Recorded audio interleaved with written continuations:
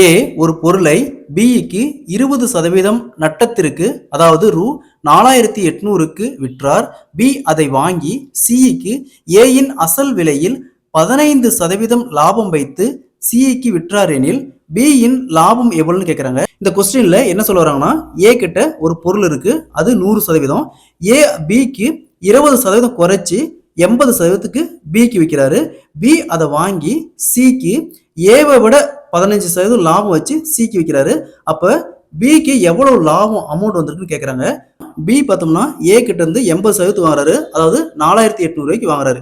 80%க்கு 4800 1%க்கு இது அப்படியே கேன்சல் பண்ணோமா ரூ. 60. நெக்ஸ்ட் பிக்கும் சிக்கான டிஃபரன்ஸ் 115ல 80 போச்சுன்னா 35%க்கு என்ன?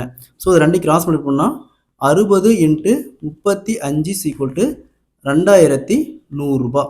ஸோ பி பார்த்தோம்னா லாபம் 2100 அடைஞ்சிருப்பாரு.